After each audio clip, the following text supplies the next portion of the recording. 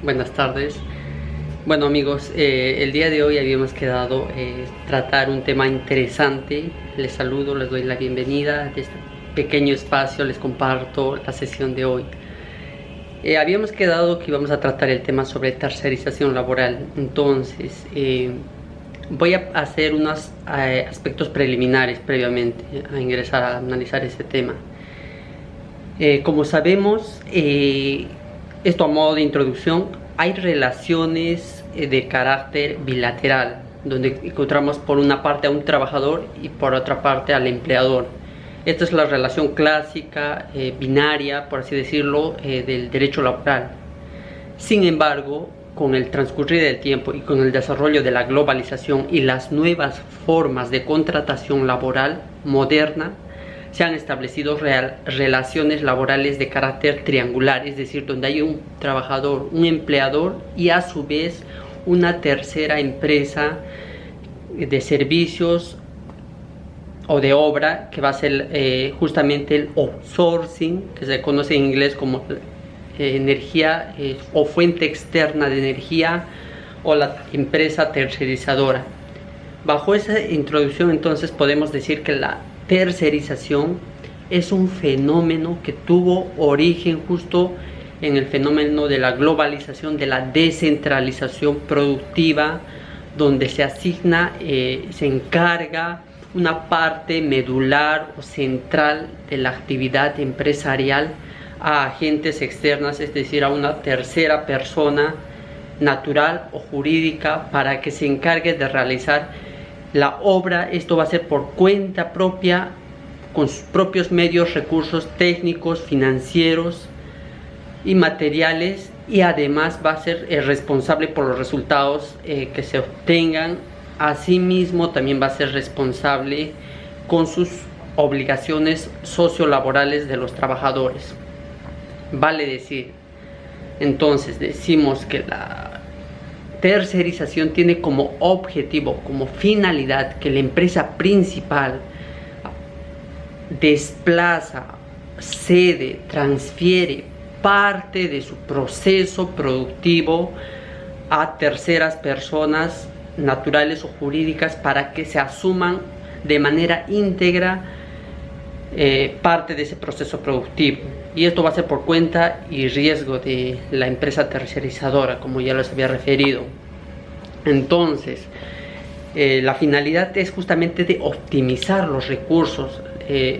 Como sabemos, con el tema de la contratación moderna, se busca que las empresas optimicen al máximo sus recursos, para lo cual cada vez se busca las especializaciones, es decir, que áreas determinadas de una empresa que no puedan ser cubiertas o no puedan ser administradas por la empresa principal, va a transferirlos a terceras personas, que son las outsourcing, para que éstas se encarguen del desarrollo integral de esa parte del proceso productivo, y de este modo también se ahorren costos para la empresa.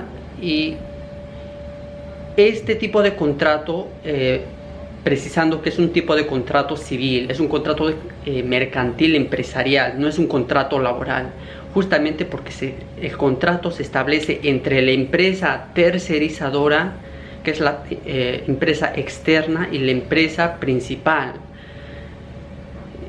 Entonces, la relación va a ser por medio de un contrato de obra o de servicios.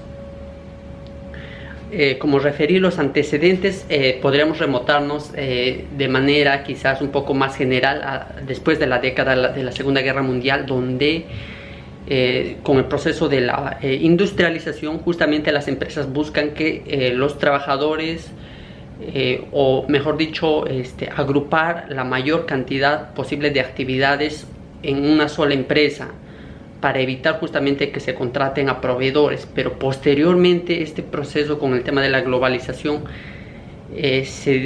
y que las empresas buscan la competitividad en el mercado, es que se busca que no pueden controlar todos los ámbitos de la empresa. Entonces hay ámbitos que necesariamente tienen que estar ser administradas y ser desarrolladas por empresas especializadas. Por eso es que se recurre a las outsourcing. Esto justamente con la finalidad o con el objetivo de que las empresas se aboquen, se concentren en aquello que es medular, en el core business que se conoce en el derecho laboral, que es la parte medular o esencial de la empresa, y descentralicen aquellos procesos que no forman parte de la actividad principal de core business, es decir, las actividades complementarias a otras empresas. Ahora, ya eso es en el ámbito como aspectos preliminares, pero vayámonos al aspecto principal, al aspecto de fondo y al aspecto jurisprudencial y cómo se ha venido desarrollando este tema. Quiero partir previamente refiriendo respecto a la libertad de contratación. Como sabemos, la libertad de contratación actualmente está reconocida en la Constitución Política del Perú, en el artículo 62, que establece que justamente se garantiza la libertad de contratar y de contratación, la libertad contractual y la libertad de contratación. ¿Qué se entiende por esto? Tiene dos dimensiones. Una libertad de contratación significa que yo como empresario decido, o como persona natural o jurídica, decido libremente con quién contrato, dónde contrato y con quién. Y mientras que la libertad contractual se refiere al objeto del contrato. Yo decido qué es lo que voy a celebrar, qué materias. Obviamente ningún derecho es absoluto, eso lo sabemos. Hay ciertos límites y obviamente estos también aplican en el ámbito del derecho laboral. Estos límites están justamente establecidos por la misma Constitución, que establece que en sus artículos 58 establece límites a las libertades, al derecho a la libertad. Por ejemplo, establece que estas no pueden contravenir o contrariar derechos como la salud pública, la seguridad social o la moral. Este aspecto de la moral sí puede ser quizás cuestionable, porque desde el simple hecho de celebrarse un contrato de tercerización laboral hay un detrimento de derechos laborales de los trabajadores, puesto que hemos dicho que este no es un contrato laboral, es un contrato civil que se celebran entre la empresa principal y la empresa externa u outsourcing. Entonces, obviamente aquí, si hablamos de términos morales, podríamos ya catalogar que este tipo de contratos no termina siendo del todo moral, justamente porque hay un detrimento de derechos laborales, como más adelante lo voy a referir. Entonces, esta libertad de contratación permite eso, pero hay ciertos límites. Y justamente en esa libertad de contratación es que yo como empresa principal decido ceder parte de mi proceso productivo que deseo que lo puede llevar a cabo otra empresa externa, tercerizadora. Y yo como empresa principal me enfoco de lleno a lo que realmente importa, que es el core business o el aspecto medular de mi empresa, y de ese modo obtener los resultados más óptimos posibles, justamente porque hemos dicho que se busca la competitividad en el mercado. Entonces, ello está referido al proceso de la descentralización productiva o a la subcontratación, ¿no? Como el doctor Wilfredo Sanguinetti ha referido, de que en nuestro marco o legislación peruana está conocido más como el término de tercerización, a la subcontratación, y que en inglés, como ya lo referí, sería el outsourcing, que sería fuente externa. Ahora, ya eso sería como más o menos aspectos teóricos. Ahora, pero vayámonos más o menos a lo que refiere la ley. En nuestro ámbito, previamente quiero referir de que la tercerización laboral, hacer una modalidad o una herramienta de estrategia o una herramienta empresarial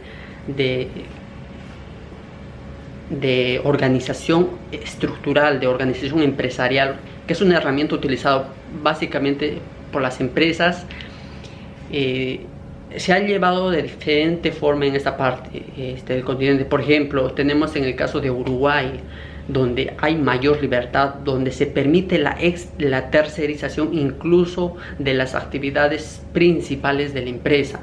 Pero caso contrario, por ejemplo, en Ecuador, donde hay una restricción únicamente a las actividades complementarias, no se permite la tercerización de aspectos de la actividad principal de la empresa. Y un punto equilibrado, quizás a mi consideración sería en el caso peruano, ¿no? Que si bien es cierto hay decisiones quizás jurisprudenciales, unas que quizás vayan en un sentido y otras en otro sentido, pareciera que la doctrina y la jurisprudencia aún han terminado de unificar este concepto. Justamente el problema surge de la ley y del reglamento. ¿Por qué digo la ley?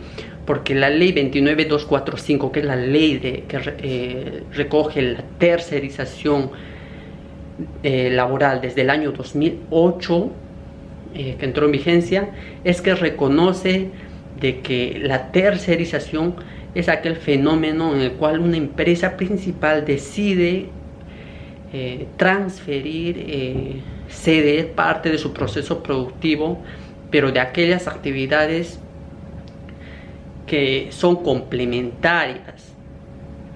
Es decir, solo se permite con la ley refiere que solo se permite la tercerización de aspectos que no sean principales a la empresa, sino solo las actividades complementarias.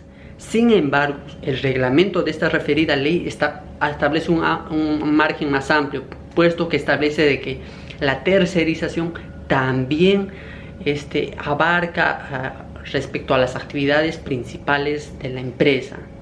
Entonces justamente ahí es lo que se genera el conflicto, ¿no? Y a propósito de ello, por ejemplo, el doctor Omar Toledo refería, un doctor a quien aprecio mucho de paso, ha sido mi maestro, refiere de que hay una antinomia, hay una contradicción entre lo que refiere la ley y lo que refiere el reglamento, porque la ley dice que no se puede tercerizar aspectos de la actividad principal de una empresa, mientras que su reglamento ha ampliado y este concepto y ha referido que sí se podría tercerizar aspectos centrales o medulares, lo cual entra en contradicción y haciendo un control de legalidad. Un reglamento no podría ir en contra de lo que está establecido en una ley. Entonces, siendo así, el doctor Omar Toledo concluye de que efectivamente no es posible que se tercerice la actividad principal de una empresa. Pareciera, ojo, no doy como una iniciativa, pero pareciera que se entiende al entender del referido doctor que únicamente se estaría permitiendo la tercerización de actividades complementarias de la empresa, más no la principal. Sin embargo, vayámonos a lo que refiere la jurisprudencia al respecto, ya yendo a aspectos más prácticos. La jurisprudencia ha sido quizás, de algún modo también, ha ido en doble sentido. Parte de la jurisprudencia reciente, del año 2017-2018, refiere, por ejemplo, de que la tercerización únicamente cabe la posibilidad de la tercerización sobre actividades complementarias de la empresa principal y no sobre actividades del núcleo principal o de core business.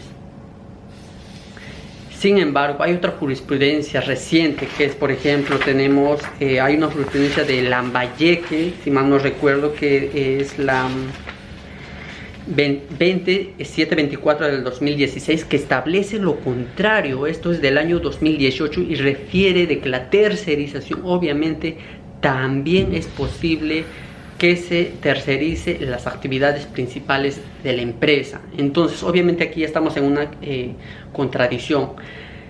Hay jurisprudencia, como les refiero, que refiere de que sí se puede tercerizar. Así, por ejemplo, tenemos la casación 5659 del año 2016, en el cual la segunda sala de Derecho Constitucional y Social Transitoria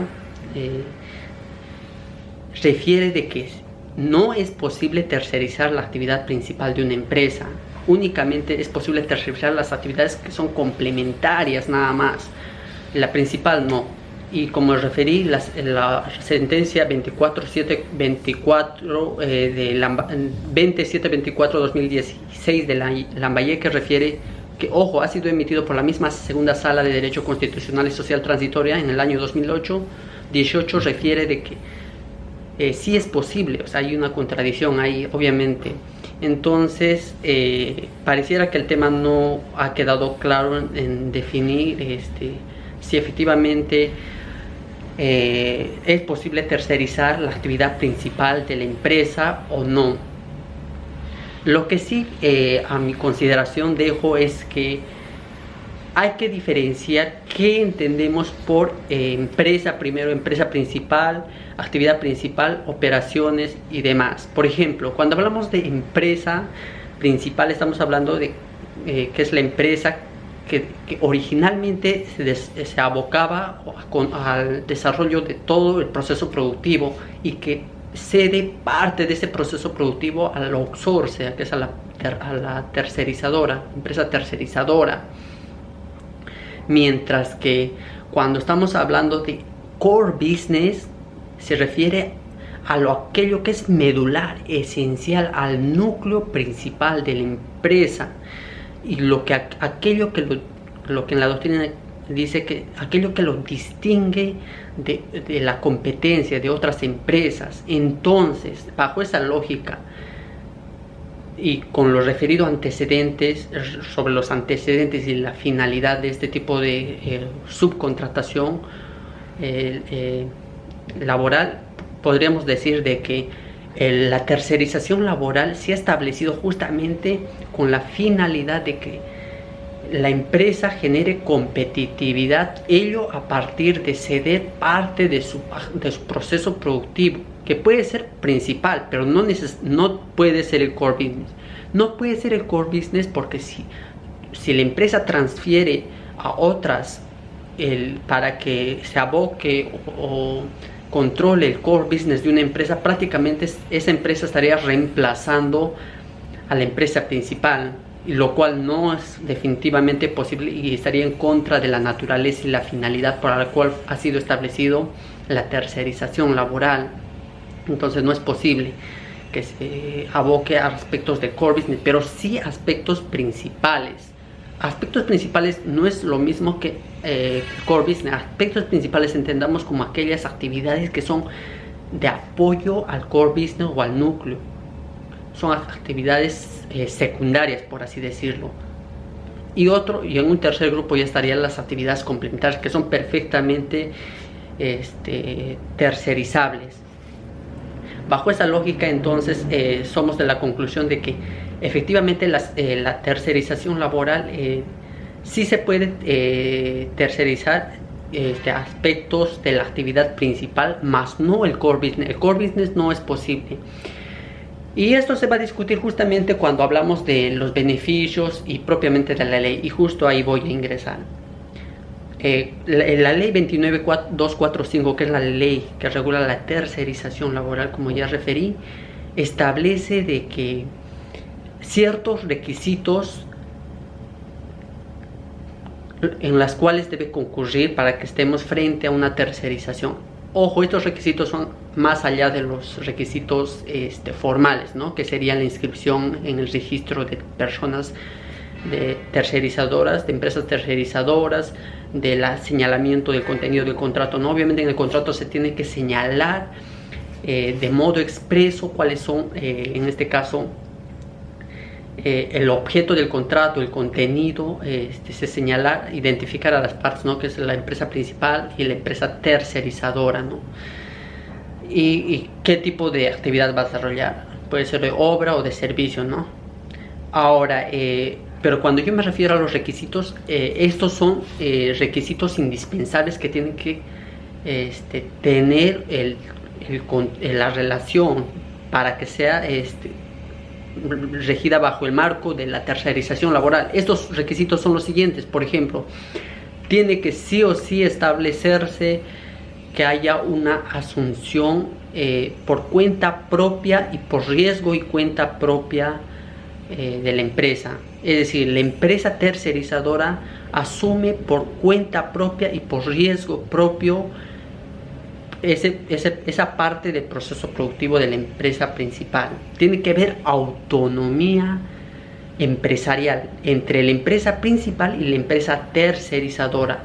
Después tiene que haber necesariamente equipamiento propio. Estos son medios, materiales, tecnología, herramientas y demás que doten necesariamente de que la empresa cuenta con sus propias herramientas, materiales, técnicas, métodos y demás, y que está vinculado también con el tema de la autonomía que antes lo referí, y que también la empresa, como ya le había referido al inicio, la empresa tercerizadora asume los resultados de la empresa, de los resultados del trabajo productivo, mejor dicho, y también asume las obligaciones con sus trabajadores. Es decir, y justamente esto está vinculado con el tema de la desnaturalización de un contrato, porque se produce la desnaturalización justamente de un contrato de tercerización laboral cuando los trabajadores de la empresa tercerizadora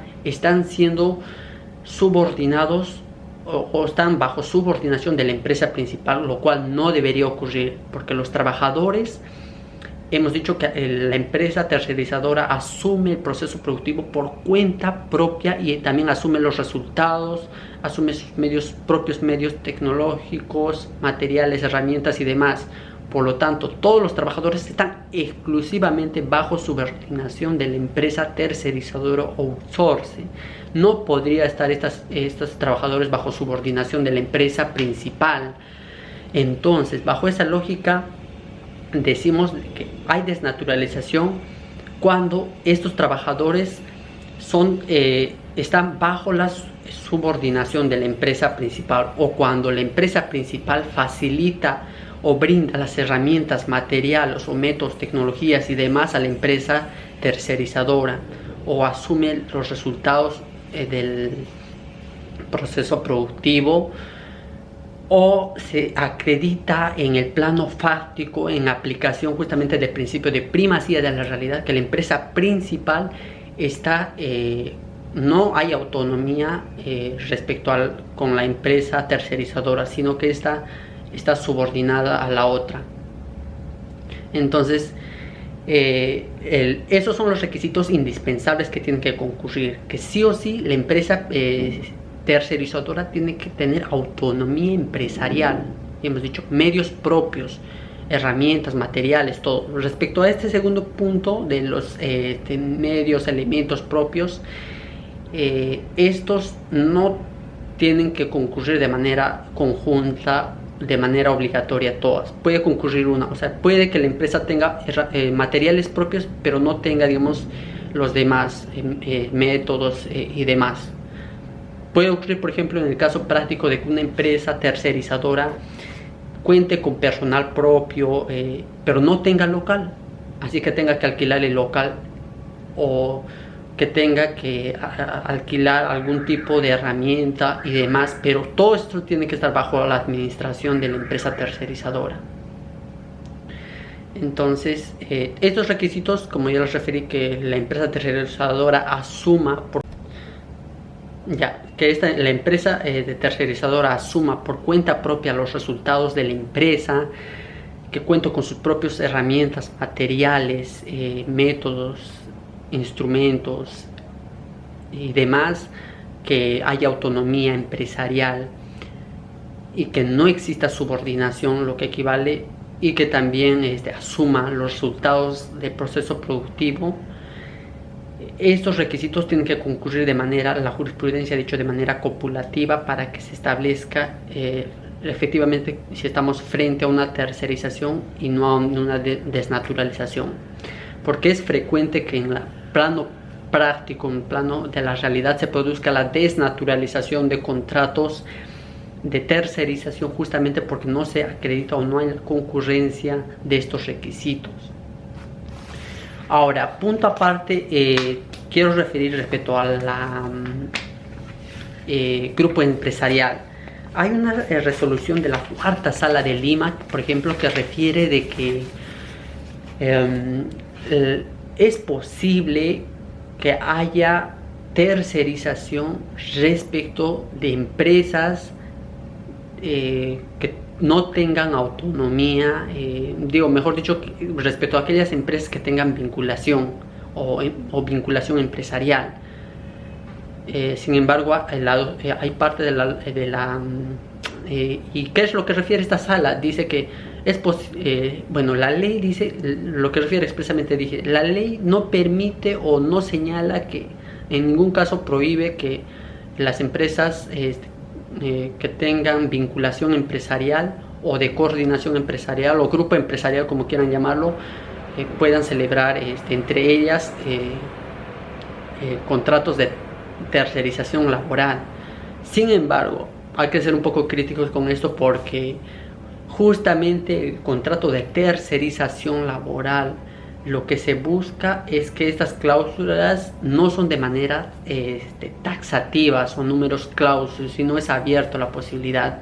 Vale decir que incluso se puede dar el caso de que la vinculación empresarial, sumado a otros indicios, nos pueda determinar de que efectivamente estamos frente a un caso de desnaturalización de una tercerización laboral. Entonces ahí sí sería cuestionable que se pueda referir de que la tercerización tampoco pueda tener vinculación o se puede desnaturalizar aún estando en supuestos de vinculación empresarial.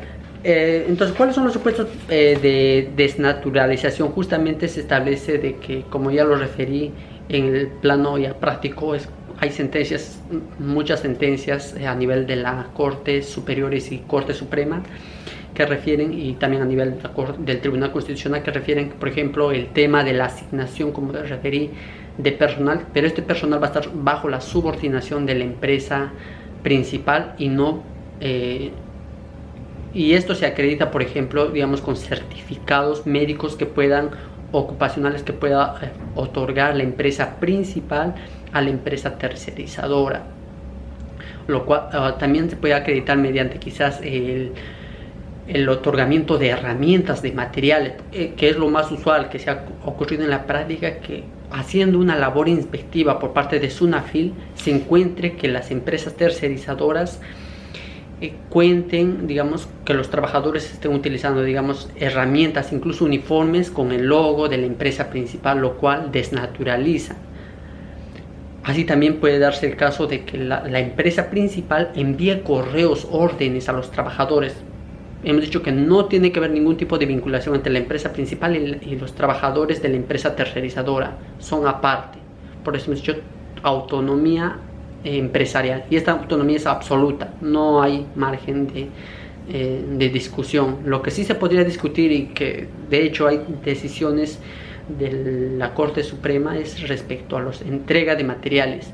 Hay un caso justamente de la empresa Movistar, que facilitaba herramientas, o más que herramientas, equipos de software a la empresa tercerizadora, y justamente aquí se discutía de que estaría desnaturalizándose el contrato de tercerización porque la empresa está facilitando las herramientas, que es el segundo requisito, ¿no? Que la empresa tercerizadora debe contar con las propias herramientas, métodos, materiales, tecnologías y demás.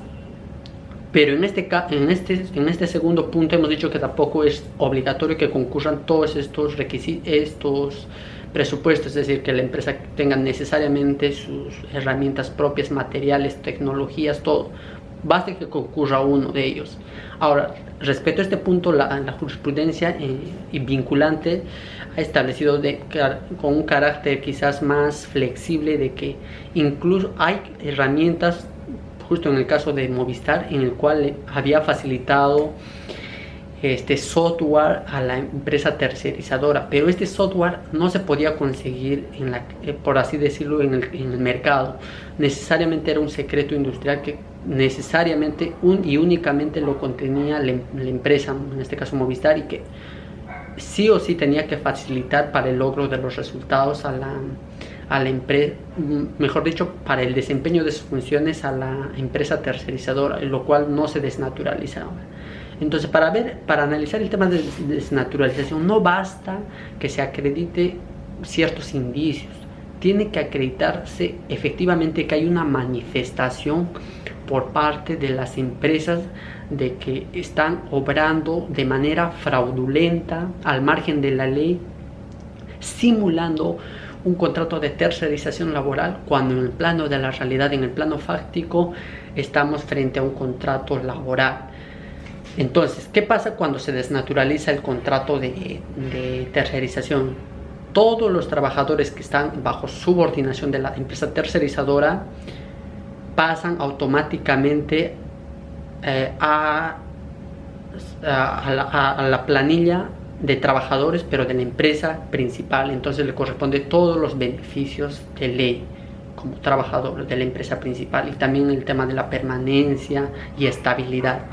Y es lo que se discute, porque justamente el contrato de tercerización laboral se ha establecido con la finalidad de que hay una empresa A, que es la empresa principal, hay otra empresa B, que es la empresa tercerizadora externa, que entre ellas celebra un contrato civil para que esta empresa B provea, ojo, no basta la sola provisión de personal, porque ahí estaremos hablando de intermediación laboral, pero basta que provea un servicio, pero este servicio tiene que ser integral respecto de un proceso productivo de la empresa principal.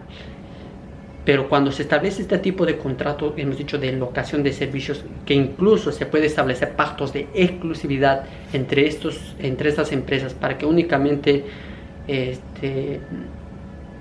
esta empresa tercerizadora asuma la actividad exclusivamente de esta empresa principal. Hay situaciones, hemos referido, en donde se produce desnaturalización, justamente porque la empresa tercerizadora en realidad está simulando. En realidad los trabajadores no dependen de esta empresa tercerizadora, sino siempre han dependido de la empresa principal, y únicamente se hace esta simulación con el objetivo de reducir costos laborales, porque cuando se establece, no es lo mismo establecer un contrato de tercerización a establecer un contrato laboral. Hemos dicho que en un contrato de tercerización, para empezar, están muy limitados los derechos laborales. Los trabajadores respecto a la empresa tercerizadora no tienen estabilidad, no tienen el derecho a la libertad sindical, lo cual está restringido. Asimismo, hemos dicho, se discute el tema del derecho a la huelga, también está limitado. El pago de los beneficios sociales, incluso se discute la igualdad salarial, porque los trabajadores que están bajo subordinación de la empresa tercerizadora en la práctica no necesariamente pueden estar ganando lo mismo que los trabajadores de la empresa principal, pese a que estén trabajando en la empresa. En este caso sería una tercerización con desplazamiento, están desarrollando labores en la empresa y puede ser complementaria o principal, hemos dicho, pero que hay una diferencia remunerativa. Entonces obviamente eso se ha discutido siempre en la doctrina, en la jurisprudencia, de que este tipo de contrato, si bien es cierto, tiene su origen en la flexibilización laboral, en el fenómeno de la globalización, en el cual de algún modo se tiene que flexibilizar algunos derechos laborales, y en la aplicación del principio de la autonomía, en el principio de la autonomía de la voluntad, que tienes dos submodalidades que hemos dicho, libertad de contratar y libertad de contractual. Se establece que las empresas en esa iniciativa tienen la libertad de decidir con quién contratan, qué contratan, es decir, el objeto del contrato. Ahí estaría enmarcado la tercerización, pero esto no es absoluto, hemos dicho, tiene límites. Estos límites están fijados por la misma Constitución. Por lo tanto, lo que aquí se debería buscar es un punto intermedio, porque tampoco bajo la justificación de celebrar un contrato de tercerización se puede precarizar derechos laborales. que cuando hablamos de derecho laboral, ahí ya no entramos a hablar incluso de la norma, del reglamento, de la ley de tercerización, ni de las normas del derecho civil, ni del derecho laboral. Ahí priman principios. Por ejemplo, tenemos el principio de dignidad del trabajador. Es un principio que prácticamente está en el nivel más alto de los principios laborales y también constitucionales, y que esta sí tiene que hemos dicho que bajo esta modalidad de tercerización no se puede desconocer, rebajar o disminuir derechos laborales del trabajador bajo esta justificación. Entonces, justamente por eso es que no se permite la tercerización de la actividad del core business de la empresa principal, porque al hacerse eso prácticamente se estaría limitando, reemplazando la empresa tercerizadora en lugar de la empresa principal, con detrimento de los derechos laborales de los trabajadores. Hemos dicho que no es lo mismo un contrato que yo esté siendo contratado con un empleador que es un co-source o tercerizadora, que yo esté siendo contratado por una empresa principal. Cuando estoy siendo contratado con una empresa principal, para empezar, tengo mayores beneficios laborales, mayor reconocimiento, estabilidad y otros, a diferencia del trabajador que está siendo contratado por una tercerizadora. Entonces hay aspectos sí o sí en la doctrina y en la jurisprudencia que aún no han sido todavía discutidos, como referí respecto al aspecto de qué aspectos, qué actividades se deberían tercerizar y qué no. Pero aquí el punto es llegar a un punto intermedio en el cual se discuta tanto derechos, que no se restrinja tampoco por un lado la libertad contractual, porque hemos dicho que es un principio que está reconocido en la Constitución, pero tampoco se debe bajo esa justificación desconocer los derechos laborales y de la progresividad de los derechos o del reconocimiento de los derechos laborales, ¿no? Que justamente establece que este principio de progresividad y no regresividad, de que en circunstancias de modificación, de fenómenos de cambios o cambios sociales que se den, el derecho laboral no puede restringirse, sino tiene que adecuarse o estar a la par. Entonces, ello sería justamente buscar el punto intermedio, justamente para no desincentivar tampoco el tema de la contratación laboral. Bueno, amigos, eso sería respecto al tema de la tercerización laboral. De hecho, hay mucha jurisprudencia, hay bastante jurisprudencia del Tribunal Constitucional y de la Corte Suprema, en lo cual hablan del tema de la desnaturalización. Particularmente he visto varios casos, a nivel de la Corte Suprema, donde hay casos que se discute el tema de la desnaturalización del contrato. Y justamente los requisitos que antes los referí, que son los 4 requisitos copulativos, sí o sí tienen que concurrir. Y el punto más importante aquí es el tema de la autonomía empresarial, porque es generalmente donde se define si efectivamente estamos frente a un contrato de tercerización o desnaturalización del mismo. Y esto tiene que corroborarse con determinados indicios. Hemos dicho, no basta, por ejemplo, que el trabajador exhiba, digamos, yo tengo un photocheck de la empresa principal. En el photocheck dice que yo soy trabajador de la empresa principal. No basta ello, sino que tiene que haber de algún modo manifestaciones. Se tiene que analizar el contrato, las circunstancias, y caso por caso se determinará si efectivamente estamos frente a una desnaturalización de un contrato. Bueno, eso sería todo por la sesión de hoy, y no olviden de que en la próxima sesión estaremos tratando justamente el tema complementario que está referido a la intermediación laboral, que también es un tema muy interesante, que es materia de análisis. Gracias.